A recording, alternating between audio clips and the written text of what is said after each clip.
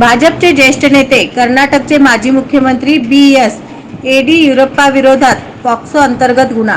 अल्पवयीन मुलीचा लैंगिक छळ केल्याचा आरोप झाल्यानंतर कर्नाटकचे माजी मुख्यमंत्री आणि भाजपचे ज्येष्ठ नेते बी.एस. येडियुरप्पा यांच्या विरोधात गुरुवारी रात्री पॉक्सो कायद्याअंतर्गत गुन्हा नोंदवण्यात आला. या प्रकरणाचा तपास राज्य अन्वेषण विभागाकडे सीआयडी वर्ग करण्यात आला आहे.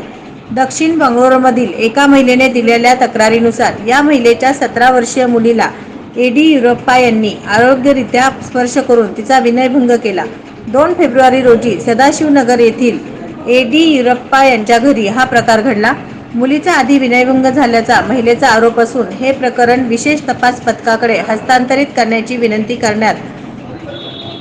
करण्यासाठी आपण येडियुरप्पा यांच्या घरी गेलो होतो, असे महिलेचे म्हणणे आहे. आम्ही येडियुरप्पा यांच्या घरी अत्याचार पीडित माझ्या मुलीला न्याय मिळवून देण्याची मागणी करण्यासाठी गेलो होतो.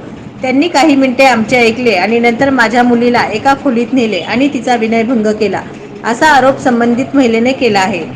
येडियुरप्पा विरोधात तक्रार करण्याचे धाडस नसल्यानेच तक्रार नोंदविण्यास उशीर लागल्याचे स्पष्टीकरणही त्यांनी दिले. दरम्यान अत्याचाराचे आरोप येडियुरप्पा यांनी फेटाळून लावले. ते म्हणाले, कायद्यानुसार या खटल्याला सामोरे जाईल. आई आणि तिची मुलगी इथे अनेकदा यायचे. त्यांच्या काय समस्या आहेत हे विचारण्यासाठी तिला आत घेऊन गेलो. तिचे म्हणणे ऐकल्यानंतर बंगळुरूचे पोलीस आयुक्त बी. दयानंद यांना फोन केला होता, पण तेव्हाच तिने माझ्याबद्दल काही बाई सांगण्यास सुरुवात केली. मी तिला मदत करण्याचाही प्रयत्न केला, असे येडियुरप्पा म्हणाले. नवनवीन बातम्या पाहण्यासाठी एसबी न्यूज चॅनलला लाईक करा, शेअर करा, सबस्क्राईब करा.